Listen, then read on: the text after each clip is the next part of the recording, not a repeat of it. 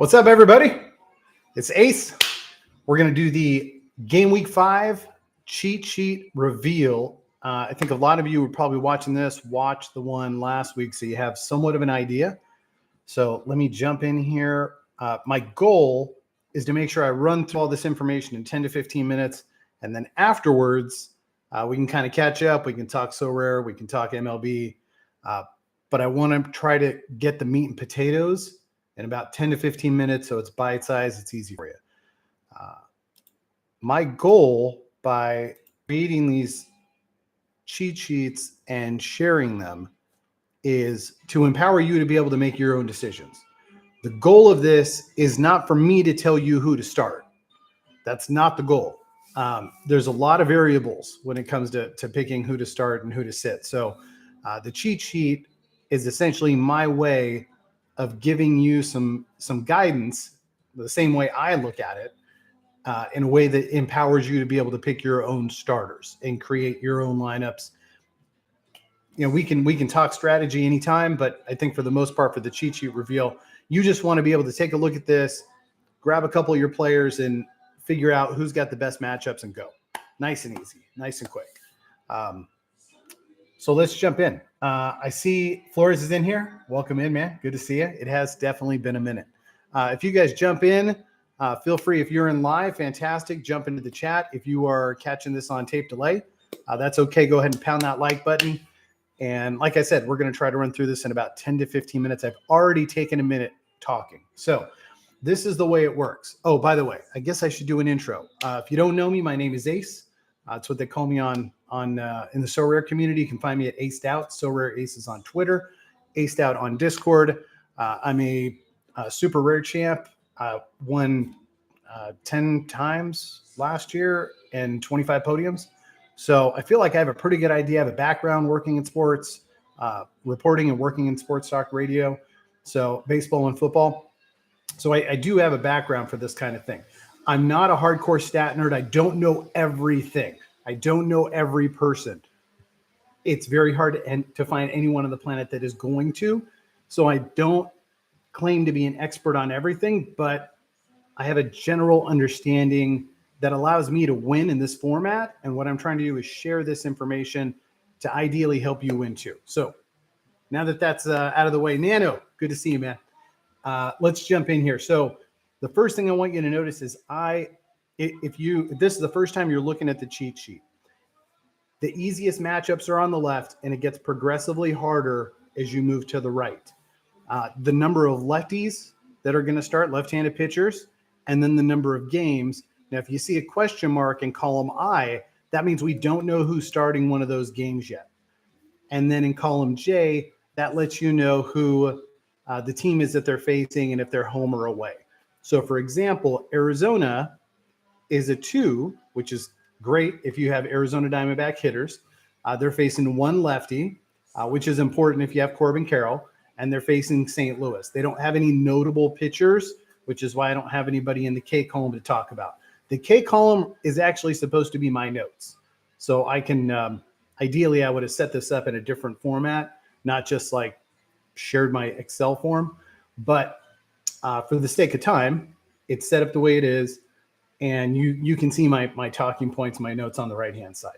So let's jump in. So first two, there's only 2 teams that I feel like have really easy matchups this week, and that's Toronto. They're playing at home against Colorado, and Washington. The Nationals are playing at home against Oakland. Now, the tricky thing is we saw Oakland really give the Rangers the business this week. So JP Sears had a no-hitter going into the 7th inning today, really shut down my Rangers players. This is, let me make an adjustment here. This series is actually in Oakland, so not ideal because Oakland is a pitcher's ballpark. But if you've got CJ Abrams, if you've got Lane Thomas, solid starts. They have really good pitching matchups this week. Toronto, of course, Vladdy, Bo Bichette. I would even consider George Springer this week. Probably not consider anybody outside of that, but Vladdy, Bo, and Springer are definite solids. There's a ton in the 2 column. We've got and we'll talk about the notables here. Obviously, the Diamondbacks have been hitting the ball really well. So if you're looking at Corbin Carroll, Christian Walker, Ketel Marte, Lourdes Gurriel, even Eugenio Suarez, those are all solid matchups this week against St. Louis. And they're at home. They do tend to score pretty well at home. Atlanta did not have a great showing today. They were rained out the day before, but they have a great matchup at Miami. They're facing two lefties, so this is fantastic for Austin Riley, Ronald Acuna, Marcell Ozuna. Obviously, if you still have Ozzie Albies and Matt Olson, you're likely going to start them. They may not be on the 18. You might have better matchups slightly if you have a ton of studs, though. The White Sox, nobody really going to start there, but they do have a really soft matchup against two lefties. I would look at Andrew Vaughn. He could be an option in there. Cincinnati, they were rained out today. It was a bummer, but they have great matchups this weekend. They're facing the White Sox. The only challenge is they have Crochet, and we need to see if Crochet's for real, right? And I feel like we're getting every start he makes, we're getting a little closer to feeling like Crochet's for real. But since he's got a really nice start this week, so if you're looking at Spencer Steer, there's one lefty. EDLC had a really great week. He's still hot right now. Kansas City, who's went bananas against the Astros, right? They've got a really solid matchup at New York, pitcher's ballpark, but definitely a solid matchup. Obviously, if you have Bobby Witt, you're rolling with Bobby Witt. What a closer, right? Massive day today on during closing time for Bobby Witt. For those of you who have him, he likely pushed you up on the standings significantly. The Yankees have a great matchup. The Yankees are killing it right now. They're 10-3. They look fantastic. Juan Soto looks recharged. They're playing at Cleveland. Very fair ballpark. They've got one lefty. I'm really waiting for Aaron Judge. Aaron Judge typically has really good Sundays, so I'm hoping this week is the week for Aaron Judge to be able to bust out on a Sunday. Oakland, not a lot of options there that you're going to start, but they have two soft matchups against the Nationals, and then you're facing Mackenzie Gore, who's coming off a great start against the Phillies. So I'm a big Mackenzie Gore fan. I don't know if he's going to make that next step, but I really like Mackenzie Gore.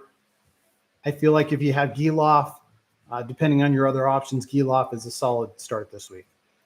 Philadelphia is going to go up against Pittsburgh. Pittsburgh's been playing fantastic baseball. The only concerning start is going to be Keller. They're facing two lefties, though. Schwarber has been ice cold. Now, I know I'm going to jinx this, but Schwarber has been ice cold, and they're facing two lefties. So if I have Schwarber, I'm not playing him. So I'm probably going to jinx myself, and he's going to go bananas. But I feel like Schwarber's just one of those guys who doesn't heat up until the weather does, and they are facing two lefties. Bryce Harper's been playing solid. Trey Turner is a great matchup this week. I get a little concerned about Castellanos. He just doesn't seem to be able to get it going yet, but they are facing two lefties. Padres are facing the Dodgers, and during the regular season, the Dodgers typically take the Padres behind the woodshed. They are softer matchups, though. You've got Yamamoto, who looked good in the last two starts, but he really struggled in that first start against the Padres in Korea. The other two starts, though, are let me check notes real quick. I think it's Paxton is one of them, and Gavin Stone is the other one. So both hittable pitchers. Paxton obviously is a little hit or miss. If he's on, he's going to be amazing. If he's not, he's about average. I feel like Gavin Stone is still fairly pedestrian. So Machado had a great game on Wednesday. Looks like he's starting to be able to pick it up again. We'll see if that continues this weekend. Tatis typically plays well against the Dodgers, so I think Tatis is pretty solid there. Last team in this column is going to be the Rangers. They are facing the Astros again. First match they have is against France, who was amazing against the Rangers earlier in the week. So I should say last weekend. I still think the Rangers are going to be able to get it going. We haven't seen Corey Seager really break out yet, so it'll be interesting to see if he's able to kind of take that step. Simeon's been putting the ball in play, but he really hasn't hit for a lot of power yet. Adalis started off like gangbusters, had a bit of a slow week against Oakland, so we'll have to see how that plays out. But Texas does have a great matchup. So now we're starting to get into the middle column. And these are guys that are going to go either way depending on who else you have. So Baltimore and Milwaukee, great matchups this week. You've got Jackson Holiday. You've got so many storylines with this. Corbin Burns is going to go against the Brewers. I think Baltimore's solid. They are playing at home, which means the lefties are more of a thumbs up. The righties are a little touchier because of that left field fence, that left field wall. But for the most part, I like Baltimore this week. If you've got Adley, if you've got Gunnar, you're definitely playing them. The Fantasy Pros website that I use when I make these projections did not have Peralta projected to start on Friday. I'm assuming because he didn't start today, he's going to start on Friday. So that came into play. And I think the next Saturday would then mean DL Hall is going to start. And obviously the jury's still out on DL Hall. And then you're looking at Colin Ray on Sunday. So Colin Ray versus Corbin Burns. Okay, Boston's decent. They're facing two lefties with the Angels. One of them is Detmers, who's coming off a 12 strikeout outing. Two lefties, though. I believe Devers got the day off today, which is a bit odd that he would get the day off today. But you're looking at Boston's big guys, Detmers, Yoshi, and Casas. They're all lefties. Duran could be solid, obviously. I say that now questioning myself about Duran. Let me check something real quick. Let me review the tape. Okay. Nope. Duran's also in question. My bad. I had a little brain fart there. So I'm not sure there's a Boston guy that you really want to force in there. They're so lefty heavy. They should make a trade with the Padres. Padres are so righty heavy. Just makes sense. Okay, Cubs. The Cubs look good. I really like the Cubs players. I really think they can swing it. I know Nico Horner's started off a little bit slow. You know, he played great last year at the top of the order. He's having a little trouble down at the bottom of the order. But I think he's going to be able to get it going. They're playing at Seattle, Pitchers Ballpark. They're facing Luis Castillo in this mix. Castillo has not been Castillo yet. So we're going to have to see how that plays out. But I do like the Cubs. Going down Houston, they're playing Texas. Evaldi's going to throw on Sunday. Other than that, I think Houston's got some really awesome starts this week. They only face one lefty. Milwaukee's facing 0 lefties. So great for Christian Yelich. They are obviously they're facing Burns on Sunday, though. That's going to be a challenge, but great for Christian Yelich. The Mets are facing Kansas City. It's in New York, but on Sunday, I believe. Let me double check. On Sunday, they are facing... Yeah, they're facing Ragans on Sunday, and we're starting to get to the point, like Crochet, we're starting to get to the point with Ragans where he seems like he's pretty legit. We're not quite there yet, but against the Mets, definitely could be a thing. We'll see how he pitches Pete Alonso. Pittsburgh has Wheeler, I think, on Sunday as well. You know, these Sunday matchups are always really scary because, you know, if there's any kind of delay – or if one of these games gets pushed or rained out, and we've seen the teams are not reluctant to push games right now. All of a sudden, your Sunday starter goes to Monday, and we saw that today. Pablo Lopez, Freddie Peralta, Skubal all got pushed, and that can kill a week for you. Especially, keep in mind for those of you who don't have a ton of studs in your collection, the weekend is really your opportunity to shine because the variance is much larger. The longer the weeks are, the more likely guys that just have better players are going to win. So you're more likely if you have like team stacks or like more couple tier ones and more tier twos and tier threes, you're more likely to sneak in on the weekend, which means for me, you want to try to avoid stud pitchers on the weekend because you don't really have a lot of games to make them up. To make up those starts. So if Wheeler comes out and he's dealing on Sunday, then all of a sudden Brian Reynolds and O'Neal Cruz really only had 2 games, and they're going to fall flat on Sunday. So just keep that in mind. What else do we have here? Seattle. You hope this is the time Julio steps up, right? We're all kind of hoping this is the time Julio steps up. He started last season really slow. He's starting this season really slow. He started his rookie season really slow. That is an issue, but they are facing two lefties in the Cubs. That's great for Julio. Unfortunately, one of them is Imanaga, and he's been fantastic. So, yeah, I normally like to see a guy like 5 to 7 times before I want to pass judgment. So I'm waiting to see more of him. But so far, so good. He pitched really well against the Dodgers. St. Louis looks pretty good against Arizona, but they're going to face Galen. So I don't love that. Okay, moving to the tough matchups. Now, this is tricky because you typically want to avoid your guys in the 4 and the 5. It doesn't mean you have to avoid them. If you have studs, you've got Freeman, Ohtani, Betts, those kind of guys, you're not necessarily going to avoid starting them. It just depends on what other matchups you have and what other cards you have in your collection to be able to play. Guys in the 4 column, though, Cleveland, really tough matchup. They've only got one lefty, but that essentially looks to me like Jose Ramirez. You're only going to get 2 games out of. Naylor obviously doesn't hit lefties great. He's not terrible either, but you're probably going to have better options. I'm going to jump over Detroit and Minnesota real quick. The Angels are going to play in Boston. No lefties. Trout's been on fire though, so I think you're still playing Trout.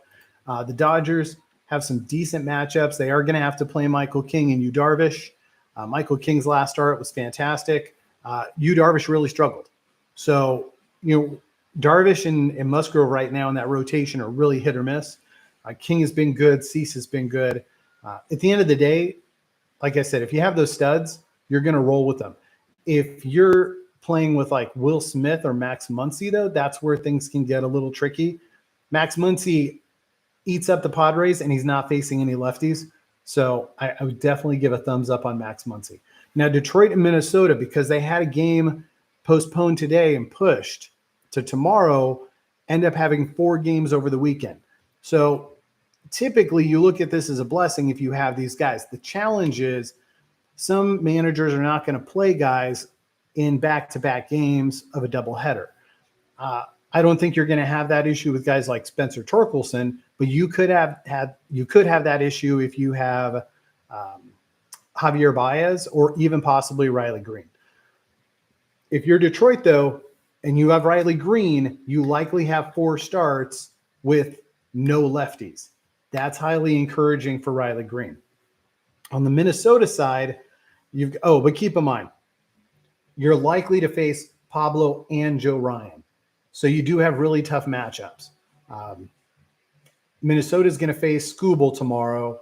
But otherwise, and Skubal's obviously a lefty, but otherwise it looks pretty tasty. Correa's been hitting the cover off the ball right now. And so you got to take advantage of that while you can. Same thing with Buxton. Buxton's one of those guys who just wakes up and all of a sudden hits 4 home runs in 3 days. So you just got to keep that in mind with those 2 guys. I would say that they are like high ceiling, low floor guys. You might get 7 from Correa for the weekend, or you might get 60 from Correa. You just have to keep that in mind. There is definitely risk involved with those guys. Last column, we'll go into the hard column. Colorado, you're probably not starting any Rockies, including Nolan Jones. Miami, Chisholm is typically going to be your guy, but they're facing 2 lefties in Max Fried and Chris Sale. You could, depending on your options, try to roll Jake Berger in there if you wanted to. I would not suggest it. San Francisco is going to be at Tampa. They're going to face Zach Eflin, and they're also going to face Ryan Pepioid, who was lights out his last start in Colorado. And San Francisco doesn't really have a ton of stud hitters. The thing with San Francisco is it's not like they don't have guys that can hit. It's just that it's really hard to hit in San Francisco.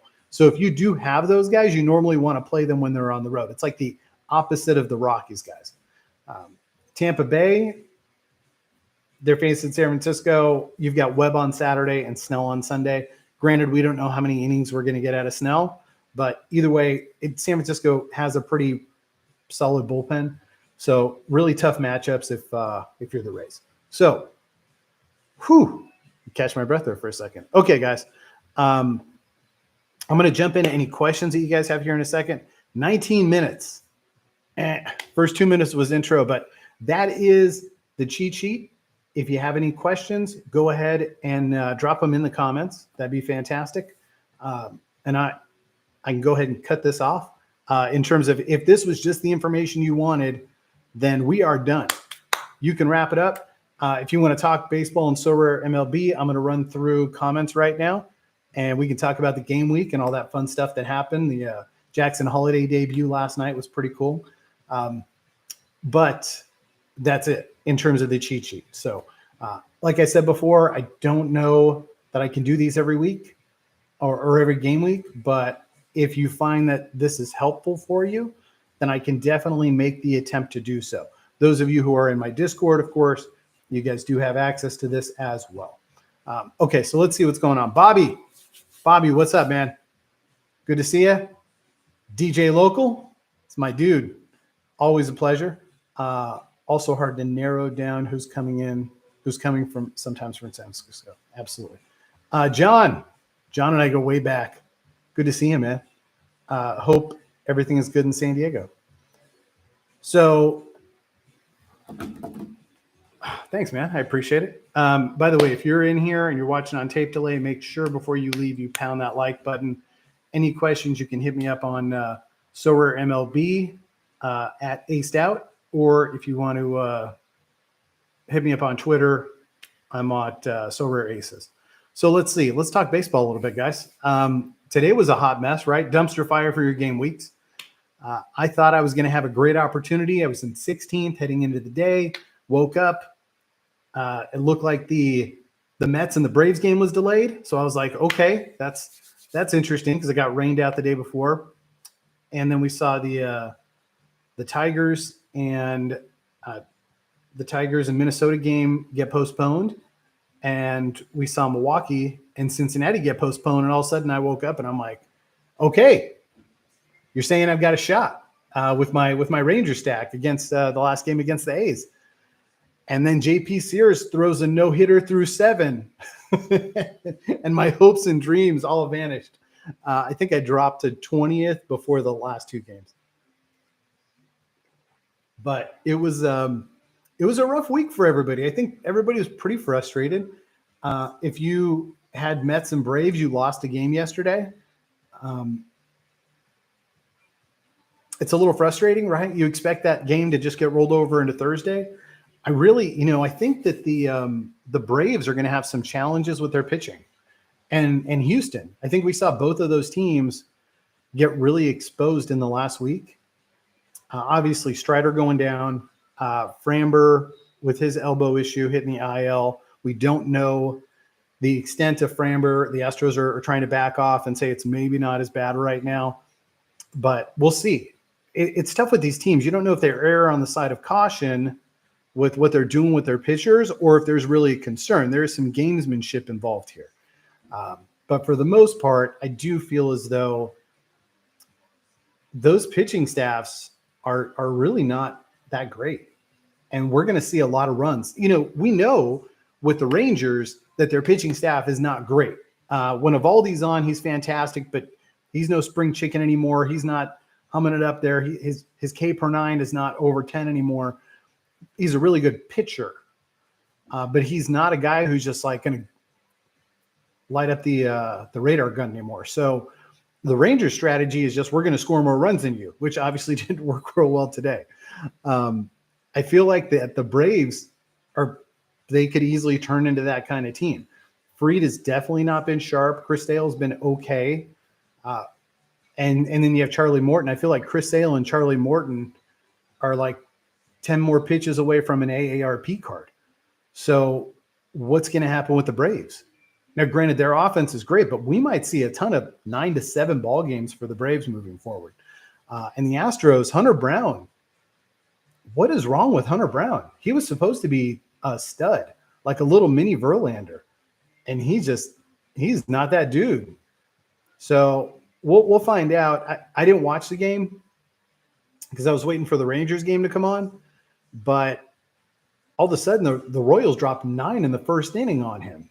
And you just kind of sit there and go, okay, he had a really rough start last out too. So what's up with Hunter Brown? Where are we at? Let me catch up with you guys here. Peralta game being postponed, kill my game week. I hear you. I hear you, Bobby. I had a team like that too. I had a handful of teams that were like on the fringe. So full disclosure, if you look at my lineups on Sorare data, my champion lineups are pretty good just because they're the stacks, the Ranger stacks. But if you look at any of the classic comps, my teams are kind of crappy because it's more like my filler that I'm using in case like a guy gets injured or I bought a random card. So they're not great. A lot of times I'll even start like two pitchers because I don't have a lot of positional depth. But I did have an opportunity this week with a Scooble team and a Peralta team to try to like sneak in and get maybe like a reward box or something. And those got killed. So, it is, but I knew going into the game week that they were throwing on Thursday, and there's that danger, right? I know when I did this on Sunday, a couple of people asked like, hey, do you worry about weather? And I said, no, I typically don't worry about weather until the day of. But the challenge is even the day of, you can't really look at a Thursday game and go, oh, we're going to be safe, or, oh, we're going to be in trouble. Like it's so far away and weather is just so unpredictable. It's tough. I follow this guy. Let me see if I can post the link in here.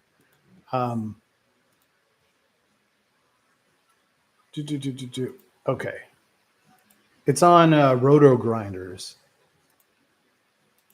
Let's see if this works. Okay, so I think you guys can see that. So I follow this guy, and he'll go through and he'll rank the games in terms of like weather and what's going to happen. And yesterday with the Mets and the Braves, he said in the morning, like, I don't think this game's going to happen, but the National Weather Service looks like it is going to happen. So we'll have to see how it plays out. And he was right. The National Weather Service was wrong. But it's kind of crazy how that stuff happens the same day. So trying to project that stuff out 3-4 days, it's really tough. You got to put your studs in and you just kind of hope for the best. Let's see if Freed doesn't get going. Yeah, Freed's on struggle bus. I love Max too. I think those of you who know me know I know Max, and he's such a great guy. So it's tough to see him struggle, but got to get it going, man. He had that nasty arbitration case, and you want to see him do well. He's going into free agency this year. Need something. Oh, so we got something in play. DJ Local's in play right now. Normally, I wouldn't record these while we're like still in the middle of a game week.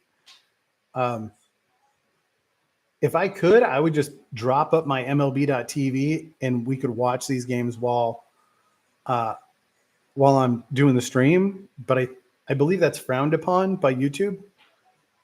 So an MLB.TV probably wouldn't be a huge fan of it. So what are we at? We're at bottom 6 right now. Philly's only up 1-0. What's going on here? Harper's 0 for 3. What? By the way, Pittsburgh 9-3 right now, off to a great start. I like Pittsburgh in that division. I don't think they're a very good team, but I think the division's bad enough that they can be one of the better teams in a bad division. Who's pitching for Pittsburgh right now? Jones? I'm sorry. Is that the rookie that won the job out of camp? Sure is, Jared Jones. Nice. If they keep playing like this, we're going to see Paul Skinner soon, very soon. Let's see. DJ, I'll be rooting for Harper for you. Hope you can sneak in there. See Carl post. Yeah. So DJ's mentioning the reward boxes. So for those of you who don't know, reward boxes were getting dropped, and for some reason there were no cards in them. It was all coupons, just a coupon fest, right? Well, I guess enough people brought it up that Sorare looked into it and realized, oops, we forgot to put the cards in. So I'm not quite sure why it took 4 weeks to get somebody to to figure that out. But at least they got it figured out. And so here's the thing. They realized it was happening.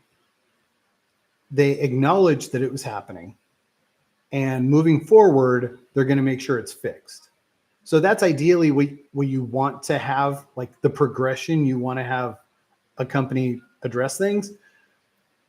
What I'm really happy about is that they took the next step, which was to make it right. Not just to say, thanks for bringing this to our attention, we'll fix it moving forward, but they made the next step was to make it right. So that what they're going to do is they're going to reissue reward boxes to everybody, and everybody's going to be made whole. And I think that's a really important thing, because last year we had an issue where Sorare announced that unique players that won were going to be able to receive unique cards, and then they never gave them to the unique winners, ever. Still never. And I always felt like, how do we trust you if you can't do what you say you're going to do? And then when you acknowledge that it wasn't done right, like, you have to make it right. So I'm really glad that we're seeing that. I think it shows growth, and it helps build trust with the community. So we identified it as a community.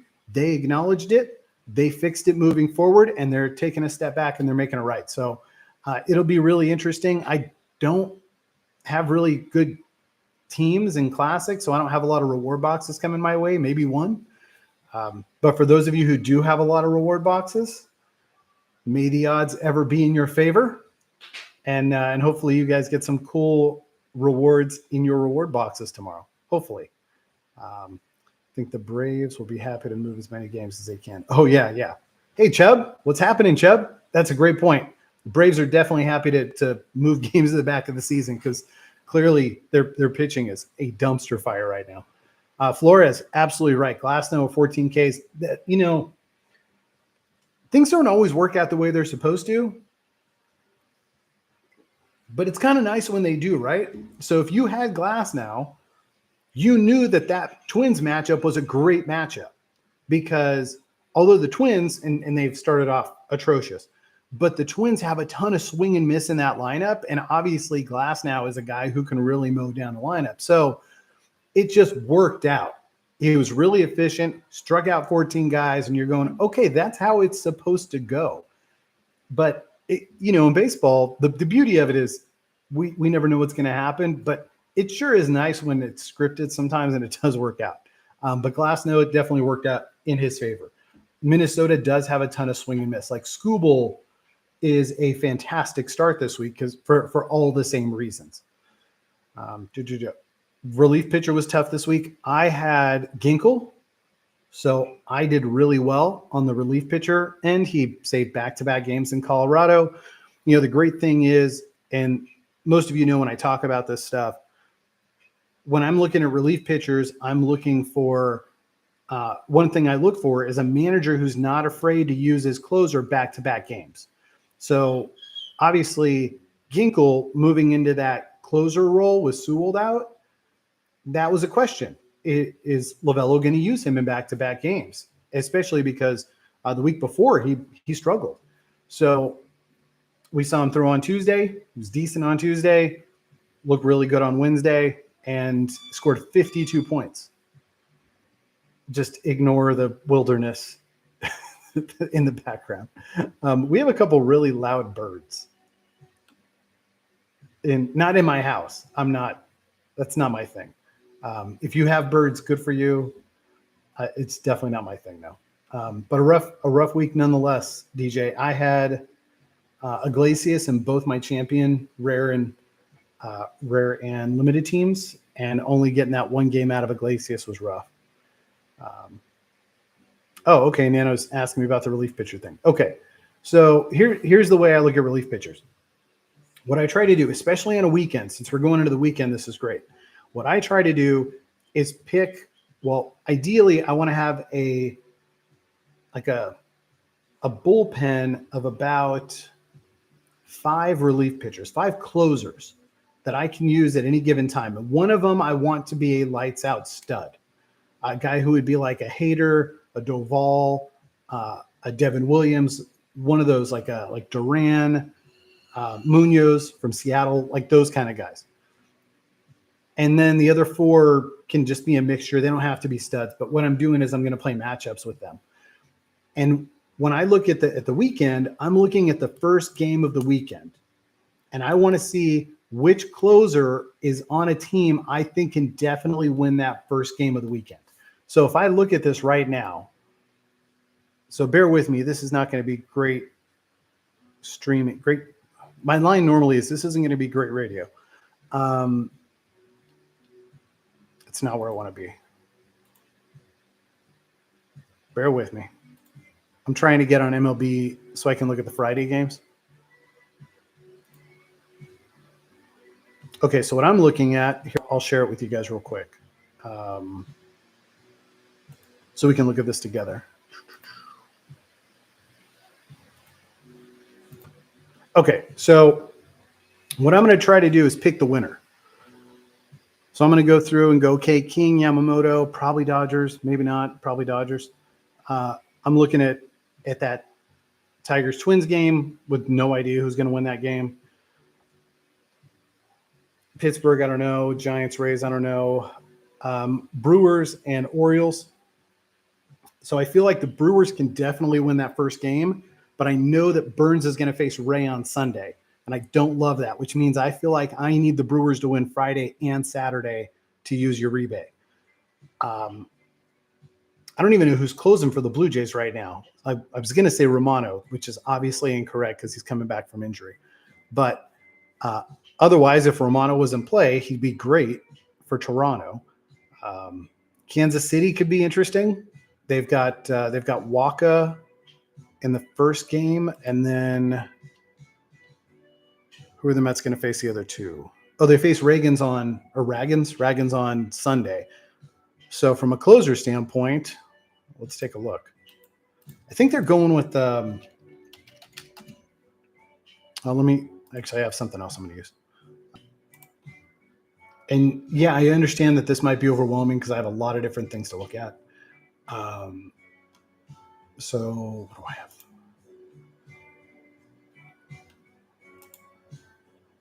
So Royals, So Royals primary guys is still Will Smith, but then they've got Schreiber and MacArthur. So that's the only tricky thing with the Royals, right? Until they settle on a closer. Because I know Will Smith has been setting up a little bit too. So that's a little tricky. Not great. The Braves, I'm probably going to end up starting Iglesias just because the Braves has such great matchups. So that one, they've got Fried to open, and then they've got Morton or Sale and Morton. So I feel like Iglesias is a really good start. Edwin Diaz could be a good start simply because the White Sox are terrible. So there's a good chance that the Reds are going to win 2, if not 3 of those games. Abbott is pretty solid. So I like the Reds winning that first game. Astros and Rangers, you just have no idea what you're going to get in that series. I'd say you could look at Mason Miller with the A's, but he doesn't have any new cards yet. So there's that. Seattle, Chicago, I think that's going to be a toss-up. Seattle looks good on Friday, though. And so I like Ginkel against the Cardinals because you have Galen, but at least he got a day off. So I'm still going to start Ginkel. I'm going to start Ginkel on my super rare team, and I'm going to start Iglesias on my my rare and my limited team. So that's how I pick a closer. Hopefully that made some sense, Nano. Let me know if it didn't. I'll figure something out. Don't think the reward boxes was a mistake. That's fair, Chubb. That is fair. You don't think it was a mistake. Obviously, the big benefit to the reward boxes is mostly for so rare. We all know that because they're just giving you coupons to buy things. With the thought that you're getting them at a discount. You're not getting them at a discount. You're just paying 25% more. But by dropping all these boxes, essentially what they are doing is they're dropping a ton of coupons in the marketplace, which is going to allow people to restock and continue to buy. So one thing I noticed, I don't know if you guys noticed this, but a lot of the lower end stuff started to go up in price after coupons started dropping. So I'm assuming a lot of guys were using their coupons to be able to help build collection score, which totally makes sense. But if you don't have coupons, you're sitting there going, these cards are so overpriced. Like, I'm not going to spend $40 for a limited Cattell Marte. Like, no thanks. But it's 25% more than it should be. That's the way it goes. And that's why I sent that tweet out today. For those of you who are on the Twitter. Oops, that is not what I was trying to do. Let me pull this up. Okay, here we go.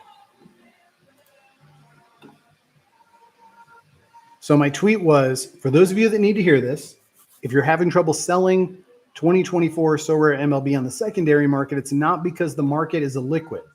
It's because you aren't accounting for the 25% price bump of auctions and instant buys due to coupons when pricing your listings. It's paramount for you as a manager, if you are winning cars and trying to sell them, to understand that if you just list at last sale or even 10% less than last auction sale, you're likely not going to sell it, especially if it's a limited or a rare, because people have coupons they can use, but also in limited and rare, they want the collection score. They're going to lose 10 points. And because we don't have full rosters, we're all kind of scratching and clawing to get the most we can at a collection score. So if we're talking apples to apples, sure, if your card's like 5% cheaper than secondary, I get the 10 points. That might mean the difference between me having a player at 2% or 3%. I'll just pay the extra 10% and get that player and get the extra collection score. So you do have to account for that when you're trying to sell stuff on the secondary. If you are trying to sell stuff on the secondary, you should not be selling at last sale price. You really need to be selling at 25% of last sale price. If you're trying to sell, if you're just like floating it, totally different. But if you're trying to sell, you have got to do that.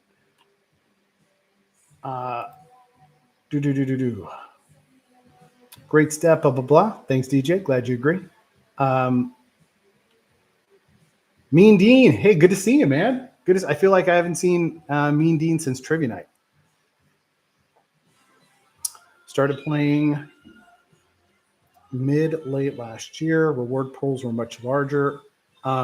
No. So Dean, reward pools are jacked. So I know that they're blaming the fact that they limited mint counts, but unfortunately it's not true. I wish they would stop telling people that. It is on super rare, but they went overboard on super rare. They didn't have to do that. But on the rares and the limiteds, we were winning at about a 15% clip, and they weren't even close to maximizing minutes.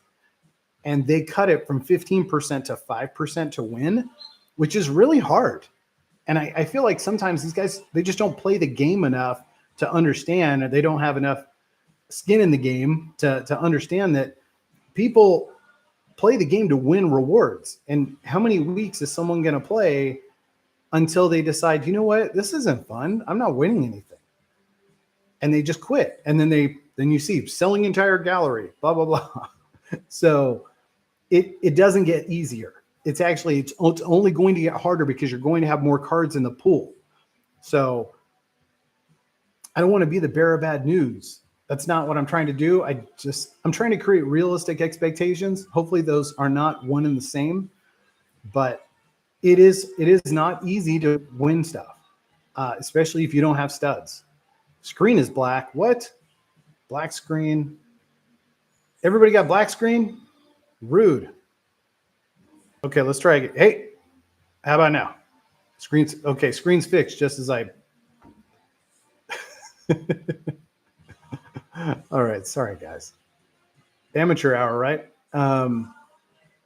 Okay.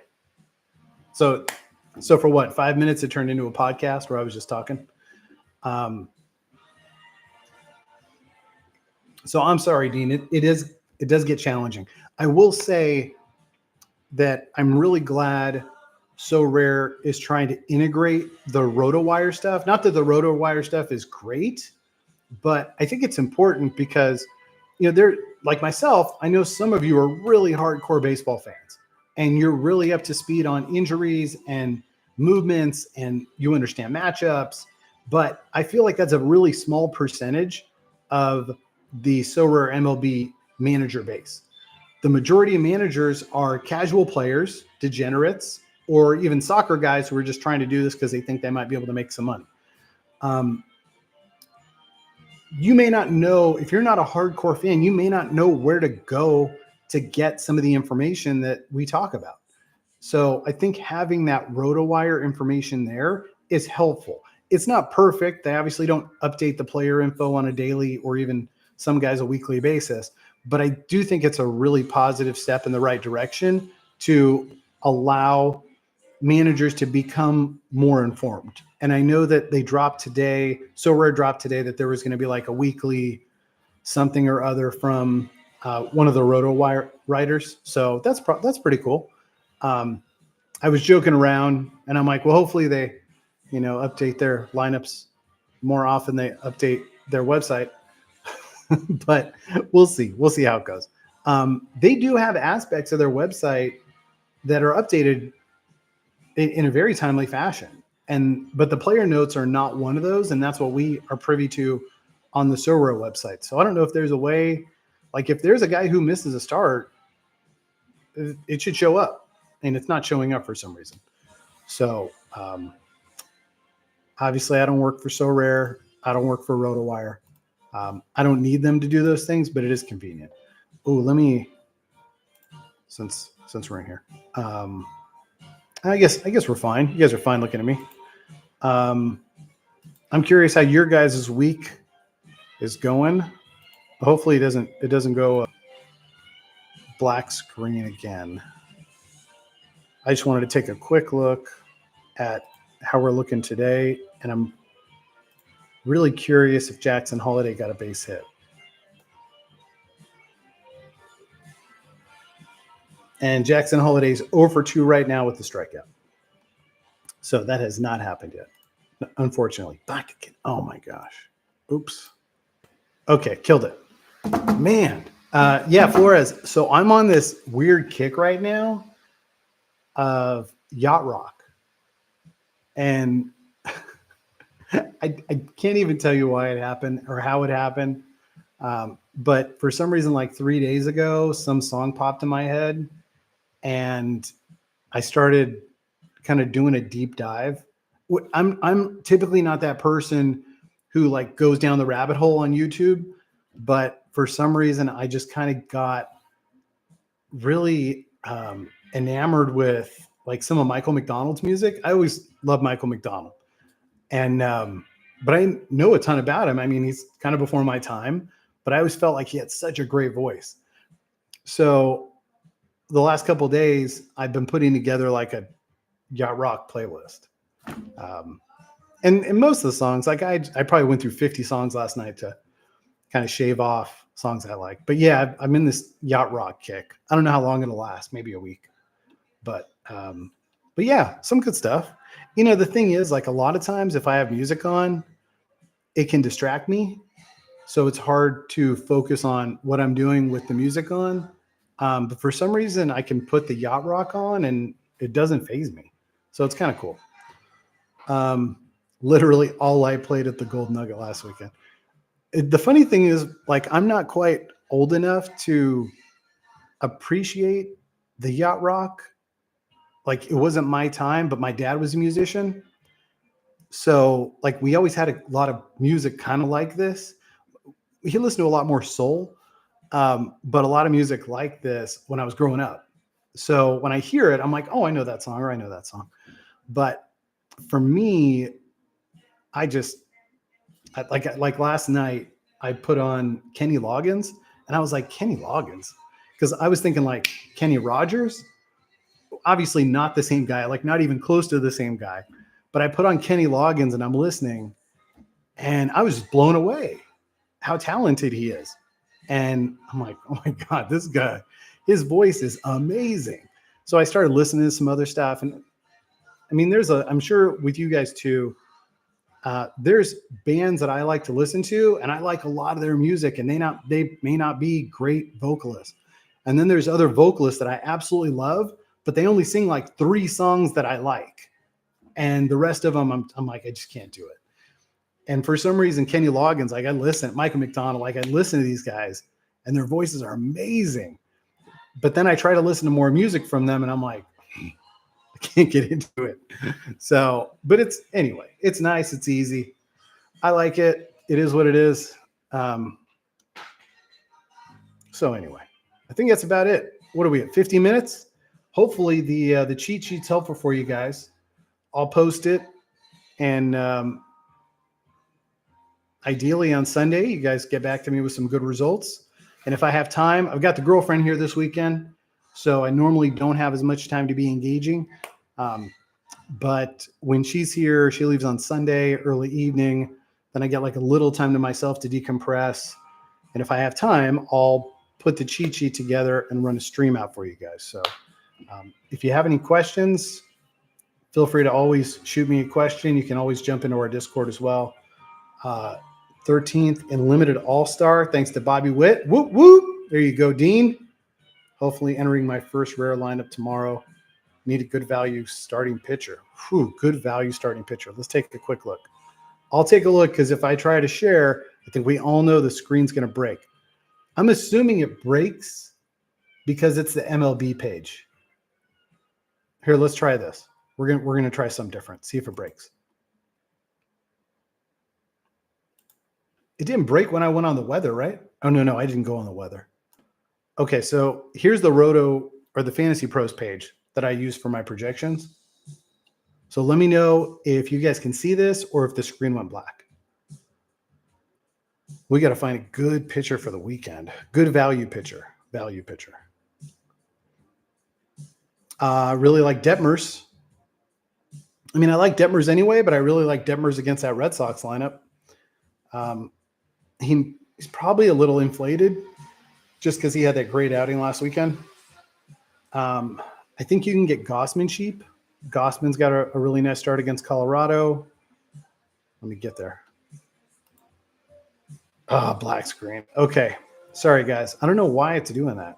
Let me run through these, though, with you. So I'm looking at Detmers. I think Detmers against Boston's good.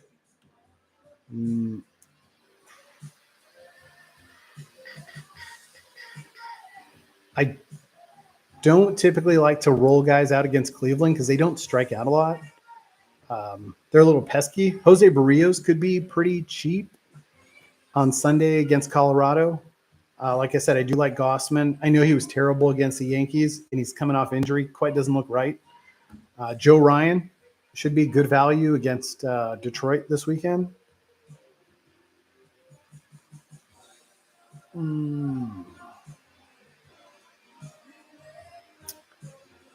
I mean, Tanner Hawk and Bello, I don't love them. I'd rather pay up a little bit and get Detmers, but those are value guys. Charlie Morton could be a really nice value pick this weekend. Chris Sale could be. I wouldn't be against that. Marsh looked really good against.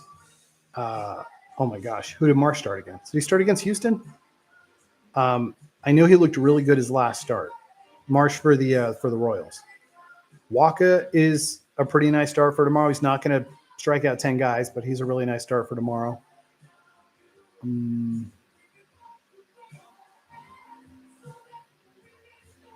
I wouldn't say Wheeler's a value start. Pepiot might actually be a little overpriced. Ooh, Eflin. I think Eflin could be a really nice start against the Giants.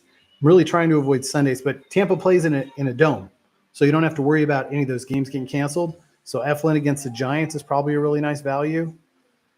Galen, they're at home against the Cardinals. He starts on Sunday, but it's 93 degrees here in Arizona today. That's not, we're not worried about the weather on Sunday. I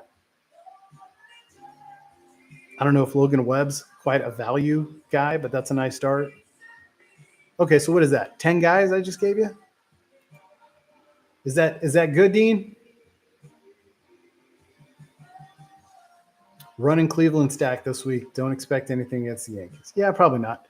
The Cleveland stack, you're basically looking at 4 gamers, and then you have to hope Jose Ramirez can do his thing.